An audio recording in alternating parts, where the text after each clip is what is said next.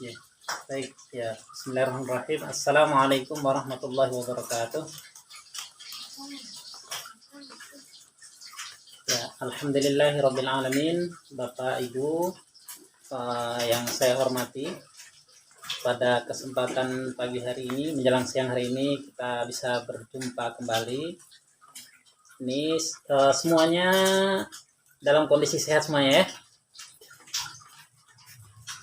Ya. Baik, ini semuanya di Wonosari, asli Wonosari atau ada yang di luar Wonosari juga nih? Asli Wonosari semua ya. Baik. Kalau saya sendiri produk Sleman ya. Saya produk Flores, Pak.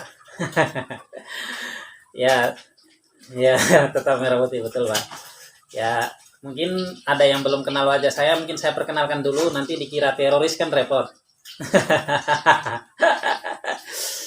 Ya, nama saya seperti yang sudah ditulis di layar teman-teman semuanya, Ramli Umar ya, asli Flores Timur, terus sekarang sedang ya ini ya belajar juga di LKBH Sang Surya, kebetulan ditunjuk untuk mengisi kegiatan pada pagi hari ini ya teman-teman semuanya. Baik, pada pagi hari ini, siang hari ini kita akan mendiskusikan masalah penghapusan kekerasan dalam rumah tangga ya. Kenapa ini perlu disampaikan? Karena sampai saat ini, bahkan tadi juga ada berita yang menyampaikan tentang kekerasan dalam rumah tangga. Ini perlu kita diskusikan sehingga menjadi kesadaran kolektif untuk kita semua ya. Nanti kita sampaikan materi ini mungkin lebih ini objeknya ataupun yang dijadikan sasaran itu lebih berbicara kepada wanita ataupun anak-anak yang dalam ruang lingkup rumah tangga ya Bapak Ibu sekalian. Tapi sebelumnya nanti saya tampilkan slide-nya biar Bapak Ibu juga bisa melihat juga. Mungkin Pak host, saya diizinkan untuk menampilkan materinya. Oke. Ini saya belum bisa Mas. Jadi mungkin harus ya diberi ya betul. Ditampilkan biar teman-teman ini ya bisa membacanya juga. Ya, baik. Ya. Ya, oke ya, siap.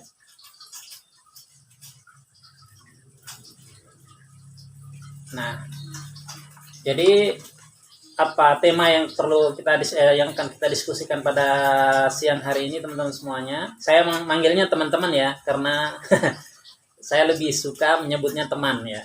Kalau sesama murid itu biasanya saya menyebutnya sahabat karena lebih akrab gitu. Tidak memanggil bapak ataupun ibu ya. Saya lebih senang lebih pakai teman-teman semuanya. Baik, jadi sebelum saya menyampaikan materi ini, saya sampaikan satu cerita dulu ya Bapak Ibu. Maaf sahabat sekalian. Jadi ini ceritanya ini memang lebih ini kepada Islam, tapi mohon maaf kalau ada yang mohon maaf non Muslim, tapi ini tidak ada ini kepada melecehkan agama tertentu, itu tidak ada. Cuman kita ngambil pelajaran dari cerita ini. Jadi cerita ini terjadi pada zaman Khalifah Umar bin Khattab. Itu khalifah kedua dari Khulafaur Rasyidin. Jadi ceritanya ada seorang sahabat laki-laki mengadukan kedurhakaan anaknya. Dia datang kepada Khalifah Umar bin Khattab, "Wahai Amirul Mukminin, anak saya ini durhaka gitu. Ngeyel, susah diatur, dan sebagainya."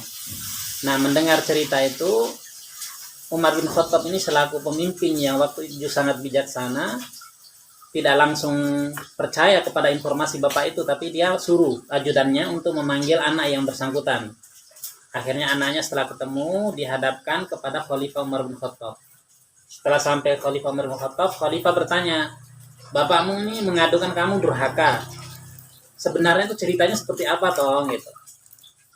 Nah, anak ini menjawab, "Wahai Amirul Mukminin, apakah seorang anak mempunyai hak yang harus ditunaikan oleh orang tuanya?" Nah, Khalifah Amirul Mukminin Umar bin Khattab ini menyampaikan, "Ya betul." Nah, ini yang disebutkan hak-haknya anak ini. Yang pertama Khalifah Umar bin Khattab mengatakan hak anak. Jadi pertama, dia mencarikan ibu yang baik bagi anak-anaknya.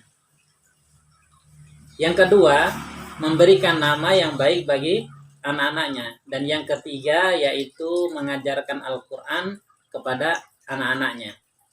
Nah, kemudian anak ini mendengar penjelasan dari khalifah itu, dia bilang, wahai Amirul Mukminin, dari ketiga hak itu tidak satu pun ditunaikan oleh orang tua saya. Ibu saya beragama Majusi, saya namanya Jual, kemudian saya selama hidup tidak pernah diajarkan Al-Quran oleh orang tua saya. Nah, Bapak Ibu, sahabat sekalian, jadi dari cerita tadi nanti kita akan saya pengen menyambung dengan materi hari ini ya, berkaitan masalah KDRT ataupun misalnya penghilangan KDRT di Indonesia khususnya ya, sahabat sekalian. Dari cerita tadi teman-teman semuanya, memang dalam ruang lingkup rumah tangga itu memang dari sejak awal saja kita mau memilih pasangan hidup aja itu sudah diatur. Baik itu dalam hukum Islam ataupun hukum di Indonesia itu sudah diatur ya. Sejak kita mau memilih itu sudah diatur. Ada aturannya. Singkatnya, kehidupan kita ini sehari-hari ini pasti diatur oleh aturan hukum. Ya.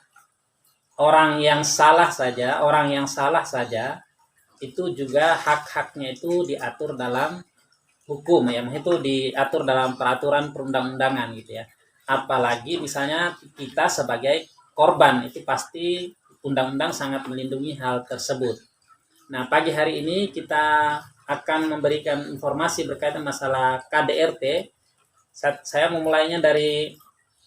kita mulai dari pengertiannya dulu. Ya, Bapak Ibu mungkin bisa lihat di sahabat sekalian bisa lihat di layar itu. Kita mulai dari definisinya dulu. Biar karena dengan definisi ini kita akan nanti ada pertanyaan atau apa yang didiskusikan jadi enak gitu. Jadi yang dikatakan dalam undang-undang yang disebut dengan kekerasan dalam rumah tangga itu setiap perbuatan ya dari seorang kepada orang lain, terutama khususnya wanita ya. Karena memang sekali lagi wanita dan anak-anak dalam rumah tangga itu memang sering dijadikan objek ya. Jadikan objek. Yang berakibat timbulnya kesengsaraan atau penderitaan secara fisik, seksual, psikologis, dan atau penelantaran rumah tangga, termasuk ancaman untuk melakukan perbuatan, pemaksaan, perampasan, kemerdekaan secara melawan hukum dalam ruang lingkup rumah tangga.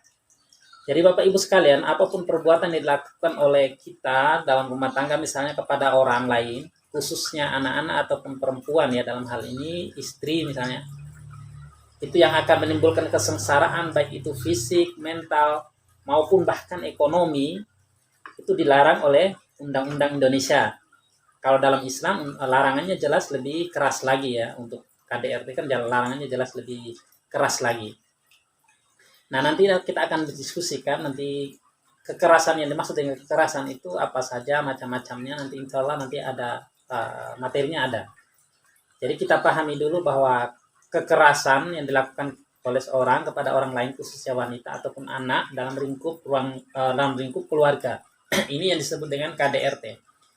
Nah, kemarin ada diskusi yang menarik sekali, apakah misalnya yang dikatakan misalnya orang dalam ruang lingkup keluarga itu apa saja atau siapa saja atau yang dimaksud dengan orang yang ruang lingkup satu keluarga itu siapa saja, bisa suami istri, kemudian anak, atau orang lain yang dibawa ke pengasuhannya atau dibawa tanggung jawab dia. Dalam hal ini undang-undang mengatur termasuk ART, asisten rumah tangga. Ya, kalau dulu orang menyebutnya pembantu itu kan terlalu terlalu kasar, sehingga sekarang orang menyebutnya ART atau asisten rumah tangga, pembantu itu. Itu juga termasuk dalam ruang lingkup rumah tangga. Sehingga misalnya ada majikannya misalnya suami istri melakukan kekerasan ataupun pelecehan seksual kepada pembantunya, itu juga masuk dalam undang-undang ini. Ya. Jadi ruang lingkupnya semoga sahabat sekalian bisa memahaminya. Jadi bukan hanya suami istri dan anak saja dalam ruang lingkup keluarga itu, tapi bisa juga orang lain yang dibawa ke pengasuhan atau tanggung jawab orang tersebut, termasuk pembantunya. Ya, saya lanjutkan. Nah, ini yang paling penting ini. Jadi undang-undang KDRT ini berlaku bagi setiap orang tanpa membedakan jenis kelamin.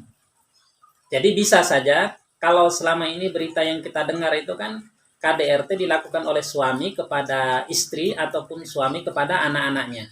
Begitu ya, selama ini yang kita dengar begitu Bapak Ibu ya, betul ya? Nah, tapi juga ada berita ataupun kejadian dalam masyarakat KDRT itu dilakukan oleh istri terhadap suami ataupun anak-anaknya. Nah, KDRT yang dilakukan oleh istri atau istri kemudian kepada anaknya ataupun suaminya itu lebih ini kepada kekerasan psikis, yaitu misalnya berupa ucapan, cacian, makian dan lain sebagainya, bukan fisik. Nah, kalau fisik itu biasanya dari suami ke istri atau suami ke anaknya.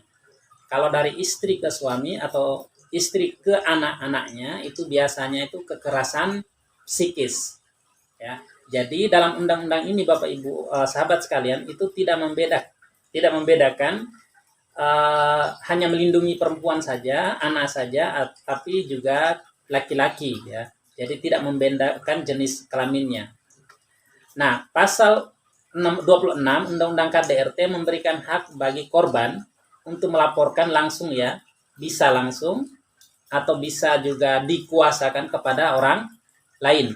Nah, nanti materi selanjutnya nanti kita akan lihat sejauh mana efektivitas dari undang-undang ini dalam kehidupan sehari-hari. Undang-undang ini berlaku efektif atau tidak. Nanti kita akan diskusikan nanti selanjutnya, lembar-lembar selanjutnya. Jadi pada prinsipnya ketika ada orang yang menjadi korban KDRT, itu dia bisa melaporkan langsung, bisa juga kepada keluarganya atau kepada aparat yang berwenang atau kepada misalnya orang yang dia percaya, ya, untuk menyelesaikan masalah tersebut. Atau jika dia malu atau takut, maka dia bisa mewakilkan atau memberikan kuasa kepada orang lain untuk menyelesaikan KDRT itu. Nah, kemudian berikutnya, nah kita ini kepada yang faktor terjadinya ini, Bapak. Maaf. Ya, sebentar ya.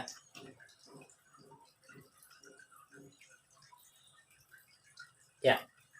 Baik, kita ini ke faktor terjadinya kekerasan dalam rumah tangga, ya, Bapak Ibu sekalian. Suatu kejadian terjadi biasanya itu karena multifaktor. Jadi saya beberapa kali menangani kasus, sahabat sekalian, itu ketika terjadi permasalahan, problem, itu faktor yang latar belakangi terjadinya masalah itu tidak tunggal, biasanya multifaktor, ya, tidak hanya satu. Tapi biasanya kalau dalam penyelesaian masalah itu yang ditonjolkan hanya satu masalah saja, gitu, ya. Misalnya kasus perceraian, yang ditonjolkan misalnya masalah ekonomi, suaminya yang tidak bertanggung jawab dan lain sebagainya. Padahal sebenarnya kalau kita gali lebih dalam itu ada banyak faktor yang melatar belakangi kenapa seorang menggugat cerai pasangannya. Itu jadi sekali lagi itu biasanya faktor terjadi masalah itu bukan hanya satu faktor saja tapi multi faktor. Kalau mohon maaf Bapak Ibu Muslim, saya menyampaikan satu ayat Al-Quran, mohon maaf saya bacakan, nyuwun pangapunten nggih. Itu kalau seandainya kurang berkenan. Kalau di Bapak Ibu misalnya sahabat sekalian sudah menghafal surat Asy-Syams, itu di sana disebutkan setelah Allah Subhanahu wa taala menciptakan manusia secara sempurna itu Allah ilhamkan fa'alhamaha fujuraha wa taqwaha. Allah mengilhamkan, mengasih dua potensi kepada setiap manusia dalam proses penciptaannya itu, yaitu fujuroha, kecenderungan atau potensi untuk berbuat jahat, wataqwaha, dan potensi untuk berbuat baik. Jadi memang dalam proses penciptaan manusia, mohon maaf, apapun agamanya, memang Tuhan itu menciptakan dua potensi itu, kecenderungan untuk berbuat baik ataupun berbuat buruk. Nah, nanti dalam prosesnya itu mana yang lebih dominan, ya, mana yang lebih dominan. Inilah sebabnya belajar ilmu agama, apapun agamanya, kita mendalami ilmu agama itu menjadi penting. Nah, poin pertama dari faktor terjadinya kekerasan dalam rumah tangga. Saya lanjutkan ya. Semuanya ini ya, bisa mendengar ya suara apa? Jelas ya suaranya ya. Baik. Jadi matur suwun. Jadi faktor pertama terjadinya kekerasan dalam rumah tangga itu pemahaman keliru terhadap agama. Saya di sini di slide ini saya sampaikan satu ayat yang mungkin Bapak Ibu juga sering mendengarnya ketika mengikuti kultum dan lain sebagainya, itu ar-rijalu qawwamuna 'alan nisa. Laki-laki itu sebagai pengayom, sebagai pelindung bagi wanita. Nah, ayat ini dalam prakteknya itu sering dipahami, mereka menjadikan wanita itu sebagai objek untuk melakukan kekerasan. Padahal ayat ini memberikan perlindungan, memberikan informasi agar suami itu bertanggung jawab sebagai pelindung dalam lingkungan keluarga, khususnya istri dan anak-anaknya. Tapi dalam prakteknya sekali lagi itu keliru. Saya kasih contoh, saya pernah menangani kasus, mohon maaf Bapak sahabat sekalian, masalah orang, jadi dia gini, intinya dia mohon maaf poligami. Ya poligami, istri kedua ini dia punya anak 4. Ya, anaknya 4, kemudian karena dia tidak bertanggung jawab, akhirnya istrinya diterlantarkan. Tidak dikasih nafkah dan lain sebagainya. Akhirnya 4 anaknya sang istrinya ini diterlantarkan, benar-benar tidak diperhatikan. Jadi mungkin dalam pemahamannya dia ini kan termasuk dalam kekerasan rumah tangga ya. Maksudnya tidak memberi nafkah itu kan termasuk dalam kekerasan rumah tangga. Nanti kita akan membahasnya nanti. Macam-macam kekerasan dalam rumah tangga itu bentuknya apa saja. Nah, jadi dia menelantarkan anak maupun istri dia ini. Ya, minta bantuan untuk menyelesaikan kasusnya bagaimana. Nah, kita tidak bisa menyelesaikan kasusnya, kenapa? Karena dia nikah di bawah tangan atau tanpa melalui KUA. Tidak ada buku ataupun akta nikahnya tuh nggak ada, sehingga kita mau proses menggugat itu kan tidak bisa, susah gitu loh. Karena dia nikahnya di bawah tangan ya, istilah dalam hukum begitu. Nah, jadi pemahaman agama ini menjadi penting. Kadang ayatnya itu benar, firmannya itu benar, cuman cara memahami orang dalam terhadap ayat itu tuh keliru memang ya. Dalam prakteknya seringkali keliru. Ya. Kalau orang sering, kalau mohon maaf yang muslim itu sering menganggap perempuan itu sebagai seperti budak, diibaratkan seperti budak ataupun objek lah ya. Padahal ini adalah pemahaman yang sangat keliru ya. Jadi faktor pertama itu kekeliruan dalam memahami ajaran agama, khususnya ayat Al-Quran surah An-Nisa yang saya bacakan tadi itu. Semestinya laki-laki sebagai pengayom, tapi justru dia malah menjadi pelaku dalam suatu tindak pidana. Kemudian faktor yang kedua, sahabat sekalian, itu KDRT bukan dianggap sebagai permasalahan sosial, tapi masalah privat ya, masalah individu. Nah, ini sering sekali terjadi juga nih. Jadi Bapak Ibu, kita pahami bersama bahwa KDRT ataupun kekerasan dalam rumah tangga itu adalah masalah sosial. Meskipun dia itu ruang lingkup ininya kepada ini privat karena antara suami istri ya. Tapi ini adalah permasalahan sosial, sehingga misalnya Bapak Ibu atau kita semua melihat tetangga kita atau mendengar tetangga kita, misalnya suami menganiaya istrinya, memarahin istrinya, mukul istrinya, bahkan istrinya minta tolong misalnya, kita wajib menolong. Kita wajib memberikan pertolongan. Ketika melihat misalnya terjadinya penganiayaan atau misalnya mohon maaf, kadang bahkan terjadi kepada pembunuhan ataupun percobaan pembunuhan. Kita wajib menolong ketika kita mengetahui hal itu. Dalam hukum pidana jelas diatur. Jadi ketika kita misalnya mengetahui tindak pidana, orang mau dibunuh misalnya, kita melihat, misal posisi kita benar-benar melihat, kok tidak menolong, nah justru malah kita dimintai pertanggungjawaban juga nanti. Karena tidak menolong tindakan kejahatan tersebut, ya mencegah tindakan kejahatan tersebut. Jadi permasalahan KDRT selama ini orang memahami adalah masalah privat ya. Beberapa kali kami menangani kasus perceraian, tapi alasan perceraian istri menggugat suami itu karena kekerasan dalam rumah tangga. Bahkan anaknya dia juga suaminya menganiaya sampai menimbulkan memar ya di tubuh anak maupun dia orang tersebut ya. Nah, tapi ketika kita melakukan gugatan ke pengadilan, baru sampai mediasi itu mereka sudah sepakat untuk rujuk lagi gitu ya. Ya ini di satu sisi kita bersyukur karena mereka bisa rujuk kembali. Tapi di sisi yang lain itu ternyata penganiayaan yang kasus yang kami tangani ini ya, yang saya ceritakan ini, itu penganiayaan suami kepada istri dan anak-anaknya itu terjadi sejak anaknya itu usianya SD sampai sekarang udah nikah anaknya.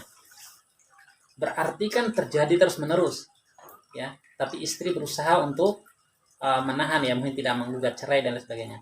Baru beberapa bulan yang lalu mau menggugat cerai, tapi pas ketika mediasi di pengadilan, alhamdulillah mereka kembali lagi, ya. Ya, mereka kembali lagi. Jadi karena ini sebagian orang menganggap ini adalah permasalahan kekerasan dalam rumah tangga, permasalahan individu sehingga diselesaikan secara individu. Kemudian faktor yang ketiga ya Bapak sahabat sekalian, yaitu kurangnya sosialisasi tentang undang-undang KDRT. Nah, ini memang kita pahami bersama bahwa apa sosialisasi ya, saya lanjutkan ya, soalnya ada suara yang ini. Jadi kita pahami bersama bahwa memang selama ini undang-undang tentang KDRT atau kekerasan dalam rumah tangga, penghapusan kekerasan dalam rumah tangga ini sosialisasi ke masyarakat itu masih kurang ya. Masih kurang sehingga orang kesadaran hukum tentang masalah KDRT ini juga masih kurang. Nah, alhamdulillah Bapas melakukan penyuluhan hukum dengan materi ini ya. Ini kita bersyukur sekali. Nah, kita berharap semoga LKBH Sang Surya juga bisa melakukan penyuluhan hukum kepada masyarakat tentang pentingnya masalah pengetahuan tentang KDRT ini ya. Kurangnya sosialisasi tentang KDRT ini khususnya tadi pemahaman bahwa masalah kekerasan rumah tangga itu adalah masalah pribadi, tidak usah ikut campur. Itu kita mau ikut campur nanti suaminya atau orang bilang, ini urusan pribadi saya, kamu nggak usah ikut campur misalnya. Tidak begitu. Ini adalah masalah sosial yang harus kita selesaikan. Kalau kita bisa cegah ya cegah. Kalau tidak bisa misalnya ketika kita menemukan terjadinya penganiayaan terhadap anak ataupun istri ataupun suami misalnya. Ya, kalau kita tidak bisa mencegah ya udah kita bisa melaporkan kepada kepolisian atau aparat berwenang. Ya, intinya kesadaran kita sebagai masyarakat di lingkungan kita itu ketika melihat terjadinya kekerasan dalam rumah tangga maka kita berusaha untuk mencegahnya ya sesuai dengan kemampuan kita masing-masing. Tentunya mencegah dengan cara yang benar. Soalnya kadang mencegah dengan cara yang salah nanti dikirain kita malah misalnya saya mencegah istri yang dianiaya oleh suaminya. Nanti suaminya kan bisa buruk sangka juga misalnya gitu ya kalau salah menanganinya nanti dikirain bagaimana gitu ya. Saya misalnya ada orang spesialis atau bagaimana lah gitu. Tidak begitu. Nah, untuk faktor yang keempat, Bapak Ibu sekalian, yaitu kurang pekanya masyarakat terhadap lingkungan sosial. Ini hampir sama dengan masalah nomor 3 ya.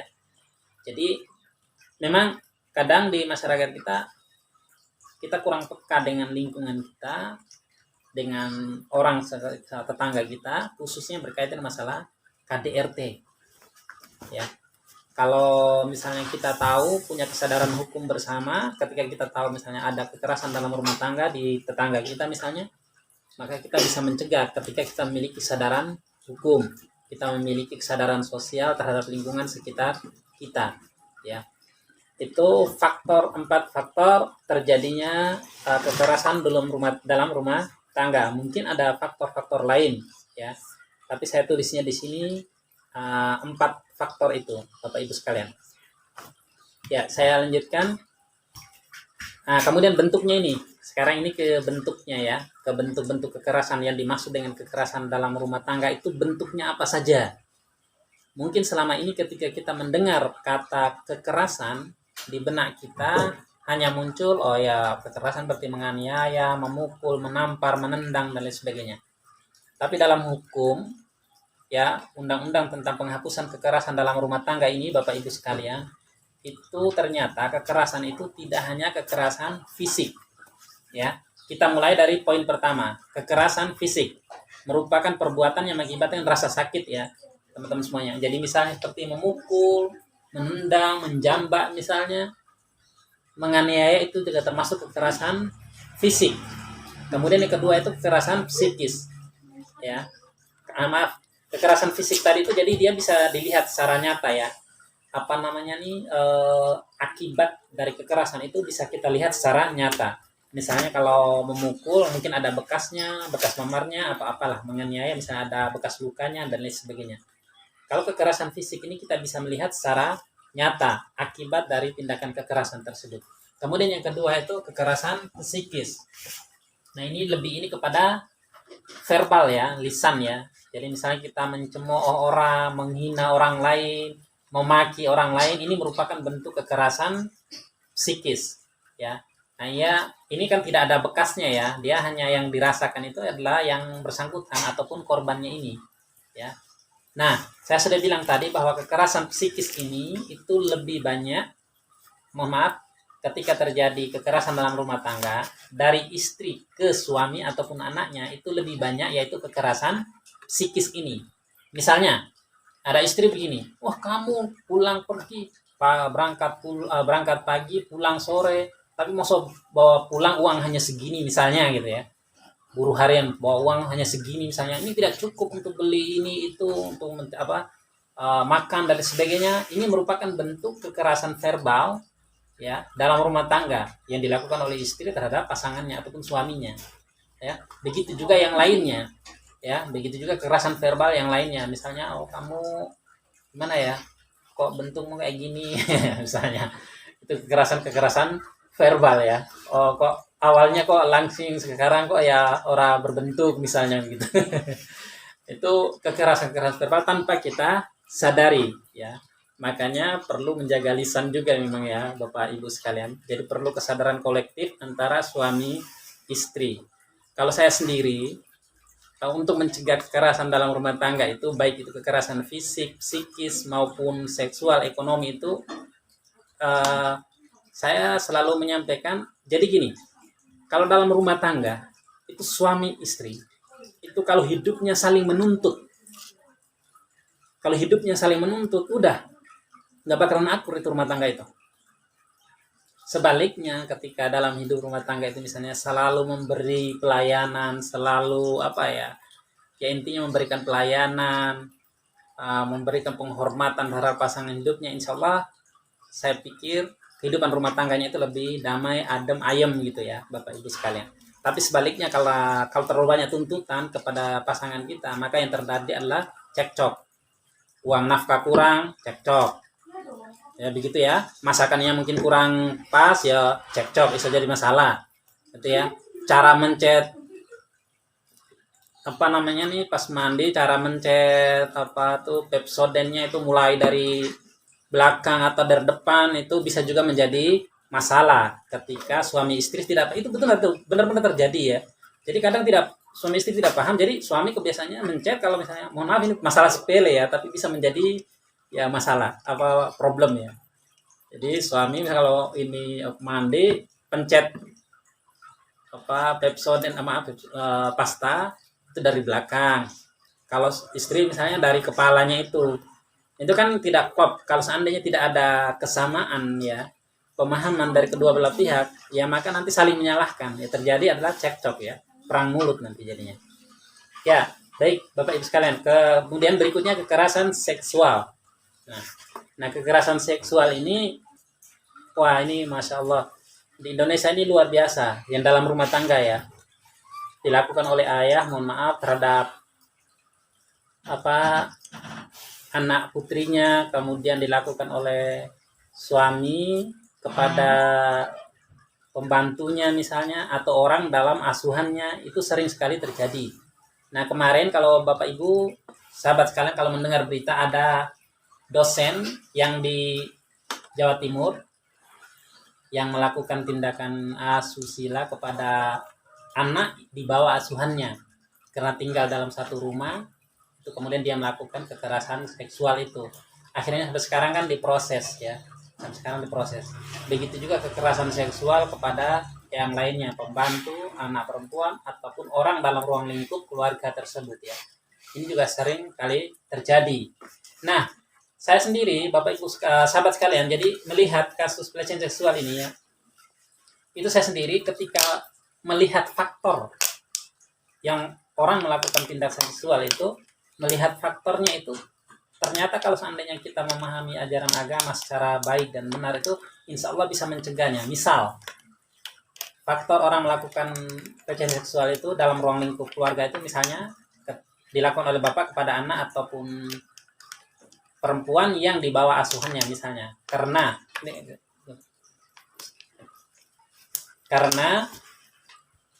kita ketika baca berita ya, alasannya karena mohon maaf melihat misalnya anaknya perempuan keluar dari kamar mandi hanya pakai handuk ataupun pakai sarung, atau misalnya nonton TV pakaiannya tidak pas, akhirnya mendorong ataupun memicu keinginan dari laki-laki untuk melakukan tindakan seksual tersebut. Nah, kalau dalam agama itu kan misalnya jelas kita berbusana itu kan juga jelas.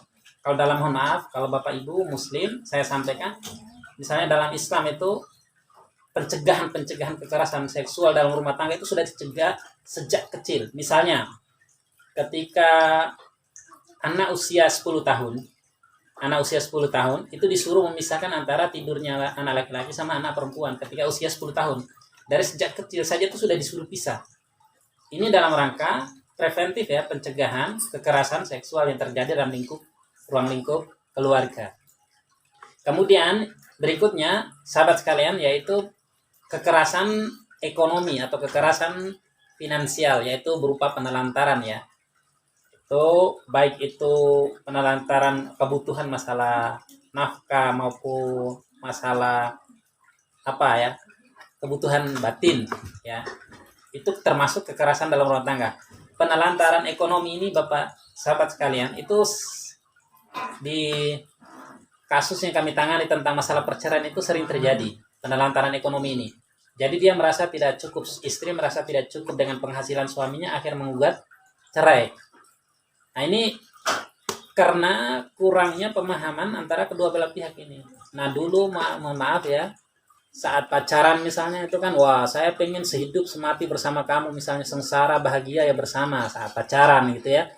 Tapi ketika menikah misalnya suaminya penghasilannya rendah, akhirnya istri tidak tahan dengan masalah itu, akhirnya menggugat cerai. Berapa kali kami menangani kasus seperti itu. Alasannya itu karena kurangnya nafkah dari suami kepada istri.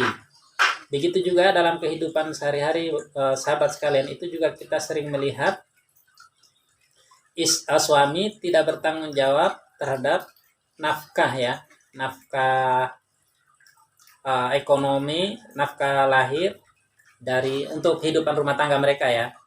Nah ini sering kita mendengar juga, kita melihat kehidupan sehari-hari begitu, suaminya malas, nggak mau kerja dan lain sebagainya. Ini termasuk bentuk kekerasan yang terakhir dalam undang-undang kekerasan rumah tangga, penghapusan kekerasan dalam rumah tangga ini.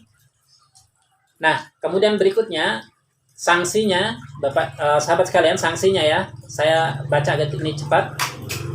Untuk kekerasan fisik itu dimulai dari penjara, luka berat ya, 10 tahun penjara atau denda 30 juta.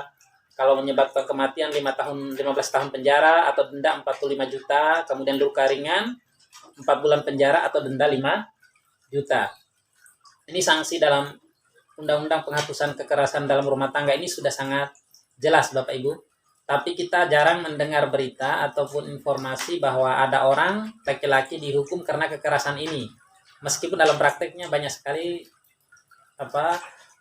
istri yang mengalami kekerasan fisik ini ya, tapi kita belum pernah mendengar ya, heboh misalnya berita seorang suami dihukum misalnya 15 tahun penjara karena melakukan penganiayaan berat dan lain sebagainya kepada istrinya. Kemudian sanksi berikutnya yang untuk kekerasan psikis, nah ini 3 tahun penjara atau denda 9 juta. Nah ini untuk mengukurnya itu memang agak susah, untuk masalah psikis ini kan agak susah, untuk mengukurnya kan agak susah. Kemudian untuk kekerasan seksual ini kan sangat tampak, bisa diukur ya, ini karena adanya korban dan sebagainya sehingga bisa diukur. Untuk kekerasan seksual itu sanksi pidananya 12 tahun penjara dan denda 56 juta. Ya. Sebagai informasi saja Bapak Ibu sekalian, maksimal sanksi pidana yang diberikan itu dalam hukum pidana Indonesia itu 20 tahun. Jadi maksimal itu 20 tahun. 20 tahun kalau enggak ya seumur hidup, kalau enggak ya hukuman mati. Nah ini kan semuanya, ini sanksi ini kan kurang dari 20 tahun ya. Kemudian penelantaran, penjara maksimal 3 tahun dan denda 15 juta. Nah ini juga jarang sekali kita mendengar kasus misalnya ada orang di penjara karena masalah ini ya, penelantaran ini. Yang sering itu adalah kekerasan fisik sama kekerasan seksualnya itu yang sering kita mendengar beritanya. Nah, sekarang kita ini saya sudah bilang tadi masalah undang-undang ini berlaku efektif enggak ketika dia disahkan sebagai undang-undang itu dalam kehidupan sehari-hari ini dia berjalannya bagaimana toh? Nah, undang-undang ini dianggap kurang efektif dalam penerapannya ya karena beberapa faktor. Satu, jika melapor dianggap hal yang tabu dalam rumah tangga. Ini seperti yang tadi saya sampaikan ya. Jadi ada istri ataupun anak ketika melaporkan kekerasan dalam rumah tangga misalnya, mereka menganggap ini hal yang tabu ya, sehingga ketika mau lapor ke kepolisian, RT ataupun ke keluarga yang lain itu mereka menganggap malu ya, menganggap malu, sehingga undang-undang ini itu dalam poin pertama ini juga berjalan kurang efektif karena anggapan tadi, karena mau lapor ke orang lain itu merasa tabu. Kemudian yang kedua, melapor karena dianggap kurang pas ya, mengurus rumah tangga ini juga sama juga. Misalnya ketika kita curhat kepada korban, curhat kepada orang lain, nanti dianggap kurang bisa mengurusi rumah tangganya dan lain sebagainya. Padahal sahabat sekalian, ketika misalnya dalam rumah tangga misalnya memang benar-benar sudah menemui jalan buntu ya, antara suami istri sering terjadi cekcok, penganiayaan dan sebagainya, bisa saja ya untuk dipisahkan atau menggugat cerai, kan bisa saja. Artinya undang-undang Indonesia membolehkan, undang-undang hukum agama pun membolehkan. Itu alternatif terakhir ya masalah perceraian ini. Meskipun perceraian ini merupakan perbuatan yang dibenci oleh Tuhan ya. Kemudian yang ketiga yaitu melapor tapi memperparah KDRT. Jadi bisa saja seorang korban KDRT melapor kepada orang lain tapi justru memperkeruh KDRT.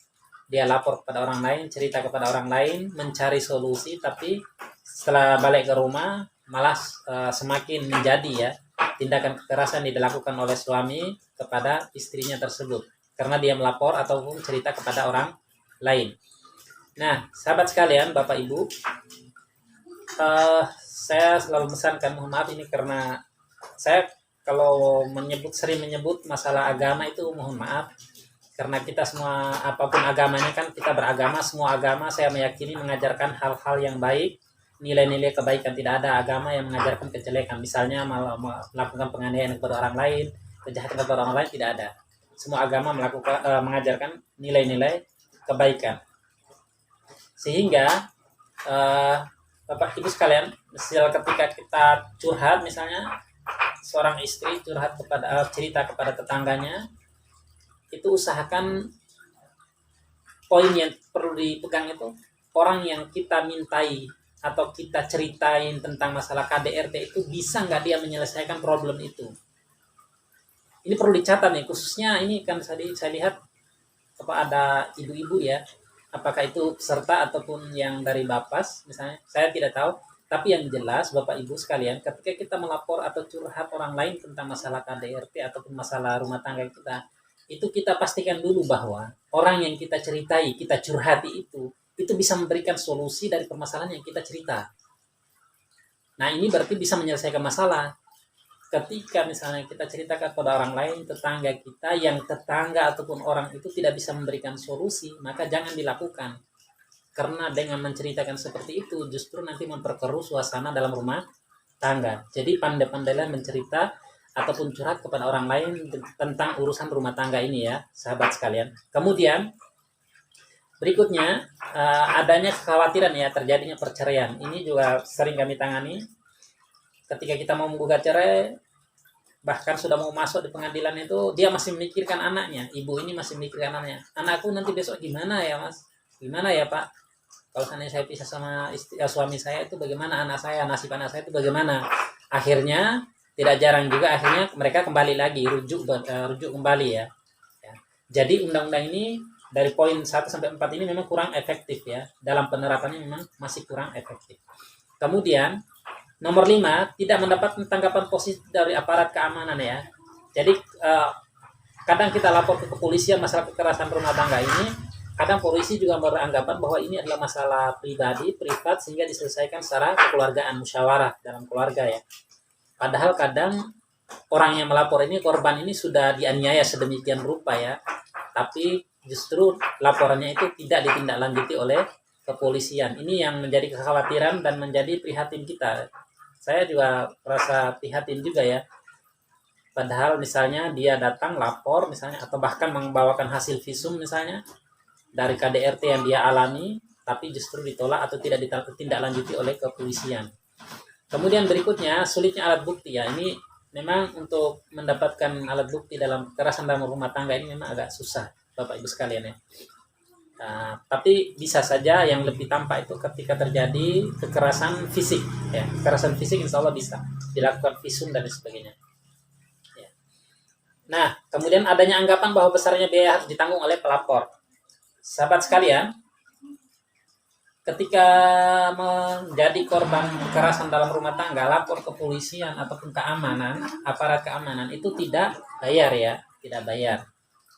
Jadi jangan beranggapan bahwa saya lapor nanti saya bayar berapa ya, begini-begini. Tidak, bayar. Sekali lagi tidak bayar. Melapor ke kepolisian buat laporan kekerasan dalam rumah tangga kepada kepolisian itu tidak bayar. Dan ketika misalnya damai pun mencabut laporan tersebut juga tidak bayar. Kalau bayar ya udah nanti hubungi aja LKBH, nanti LKBH akan mendampingi insya Allah. Nah, solusinya ya dari permasalahan itu Bapak sahabat sekalian, itu tingkatkan keimanan dan ketakwaan ya. Apapun agama kita, tingkatkan keimanan dan ketakwaan dan kesadaran tentang beragama. Kita perlu menuntut ilmu dan lain sebagainya ya, Bapak Ibu sekalian. Kemudian yang kedua, menjaga komunikasi. Nah, ini saya bilang tadi itu. Komunikasi ini jadi penting. Sebesar apapun permasalahan yang dialami, dilakukan oleh suami atau istri dalam rumah tangga itu, ketika komunikasi dibangun dengan baik, insya Allah bisa. Saya mau cerita dulu ya, sahabat sekalian. Jadi ada cerita, gini ceritanya. Suami istri kan bertengkar, tidak tegur sapa. Suatu ketika suaminya ini dapat tugas keluar kota. Jam 7 dia harus berangkat ya, take off ya. Jadwal pesawatnya itu jam 7 harus berangkat. Dia menulis di surat, istriku tolong bangunkan saya jam 5 karena saya mau keluar kota, jadwal pesawat jam 7. Nah, kemudian ternyata keesokan itu dia bangun ternyata udah di atas jam 7, artinya dia udah terlambat ya, sahabat sekalian. Dan dia bangun marah kepada istrinya, ini kamu tidak membangunkan saya, kenapa padahal saya suruh membangunkan saya jam 5 dan sebagainya. Nah, istrinya jawabnya enteng aja. Coba lihat itu, tadi itu saya sudah membangunkan jam 5 pas. Lihat aja tulisan itu. Suamiku bangun karena sekarang sudah jam 5. Ini berarti komunikasinya kan miskomunikasi ya. Karena tadi itu dia minta membangunkan, suami ini meminta membangunkan jam 5 tapi lewat tulisan bukan secara langsung. Istrinya pun menjawab membangunkan suaminya itu juga lewat tulisan. Ini karena komunikasinya kurang pas putus ya, komunikasinya kurang harmonis ya. Kemudian berikutnya yaitu tingkatkan finansial. Ini penting karena faktor-faktor kekerasan dalam rumah tangga itu sangat ditentukan juga oleh masalah ekonomi ini. Kalau ada orang mengatakan mendapatkan istri itu atau pasangan dulu itu ya memang pakai perasaan ya, tapi menghidupinya pakai pendapatan ya. Menghidupinya pakai pendapatan ya, bukan masalah perasaan lagi. Jadi finansial ini juga penting Bapak Ibu sekalian. Kemudian menghindari pihak ketiga. Nah, pihak ketiga orang tua, mertua dan sebagainya. Itu juga kadang menjadi faktor penyebab kekerasan dalam rumah tangga karena orang ketiga ini ikut campur. Saya sudah bilang tadi Bapak Ibu sekalian, sahabat sekalian, bahwa orang yang kita cerita ketika menjadi korban, misalnya saya menjadi korban kekerasan dalam rumah tangga, ketika saya ceritakan kepada orang lain, orang tua saya, mertua saya misalnya, maka saya pastikan bahwa orang tua ini bisa memberikan solusi dari permasalahan yang saya hadapi. Ketika orang yang saya cerita ini tidak bisa memberikan solusi, maka nanti akan menimbulkan masalah baru. Ya, jadi untuk poin keempat ini ya, hindari pihak ketiga ini dengan catatan ketika pihak ketiga ini tidak bisa memberikan solusi. Kemudian nomor 5 Bapak Ibu, itu saling memberi dan melayani, bukan menuntut. Nah, ini perlu dipegang ini. Coba Bapak Ibu sekalian atau sahabat sekalian, ketika misalnya menemukan atau mengalami kekerasan dalam rumah tangga misalnya, coba sama pasangan hidupnya itu saling memberi dan melayani, bukan saling menuntut. Itu coba kita amalkan dalam kehidupan kita coba. Insya Allah dengan saling memberi, melayani itu, insya Allah justru akan menciptakan keharmonisan dalam rumah tangga. Sebaliknya kalau saling menuntut ya akan menimbulkan cekcok. Nah, untuk masalah pengaduannya itu bisa saja, kalau saya sendiri menyarankan jangan langsung ke kepolisian, tapi ke tingkat orang terdekat, misalnya keluarga kita atau RT dan sebagainya ketika mengalami kekerasan dalam rumah tangga, ya. Jadi bisa lapor kalau sudah mentok ya udah bisa laporkan kepada kepolisian ya atau aparat terdekat. Kalau tingkat ini kan polsek kan bisa. Atau misalnya ke Komnas HAM perempuan, Komnas Perempuan dan Anak. Kemudian berikutnya bisa juga melapor ke LSM ya. Nah kalau di Yogyakarta ada Rifka Anissa. Rifka Anissa ini LSM, dia ini bergerak untuk memberikan advokasi kepada perempuan khususnya ya. Baik itu anak-anak maupun misalnya ibu-ibu rumah tangga itu bisa. Rifka Anissa. Rifka Anissa ini alamatnya tuh di Jalan Magelang, kemudian ngopong ke barat ke tembus ke jalan kabupaten. Saya lupa nama ininya, apa nama alamat lengkapnya saya lupa. Tapi di Jalan Magelang kemudian ke arah barat sebelum Jambon, betul J. Terus Pak, matur suwun informasinya J. Di Jambon. Jadi Bapak Ibu atau khususnya ibu-ibu misalnya mengalami atau melihat tetangganya mengalami kekerasan dalam rumah tangga, bisa juga lapor ke Rifka Anissa ini ya. Ini LSM. Insya Allah advokasinya tidak bayar ya, gratis, gratis insya Allah. Nah, kalau enggak ya bisa melapor kepada LBH ataupun lembaga bantuan hukum terdekat. Bisa mendapatkan bantuan di sana.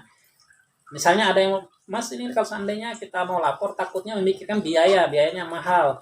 Dengar kata pengacara aja udah di benaknya udah nanti berapa puluh juta keluar nih. Nah, itu menjadi masalah juga ya. Nah, kalau seandainya Bapak Ibu yang mengalami kekerasan misalnya bisa minta bantuan LBH terdekat ya. Kalau di Gunung Kidul bisa minta bantuan di LBH atau LKBH Sang Surya. Alamatnya di belakang Sekolaman Wonosari. Nanti kita bisa memberikan pendampingan hukum sesuai dengan ini. Kalau misalnya tidak mampu ya kita tidak minta bayaran gitu ya. Kalau seandainya mampu ya nanti syukuranlah mau ngasih berapa begitu ya. Ya mungkin itu dulu Bapak Ibu sekalian saya hormati. Kita isi dengan diskusi ataupun tanya jawab. Dari saya cukup sekian, saya akhiri dulu ya, nanti tetap kita isi dengan tanya jawab. Mohon maaf apabila ada kesalahan ataupun ada kata-kata yang kurang pas, menyinggung, itu saya mohon maaf yang sebesar-besarnya. Insya Allah LKBH Sang Surya selalu terbuka untuk siapapun juga yang ingin mencari kebenaran dan keadilan. Insya Allah kita siap untuk mendampingi. Kalau seandainya pas benar-benar ya nggak mampu dan sebagainya, insya Allah kita siap untuk mendampingi. Jadi tidak usah khawatir ketika mau minta pendampingan hukum tapi kendalanya di masalah keuangan. Insya Allah kita akan dampingi semampu kita. Kita pengennya semua orang bisa mengakses keadilan. Insya Allah begitu yang semangat yang kita bangun di LKBH Muhammadiyah Sang Surya. Dari saya cukup semanten, bile wonten kelepatan kula nyuwun pangapunten. Wassalamualaikum warahmatullahi wabarakatuh.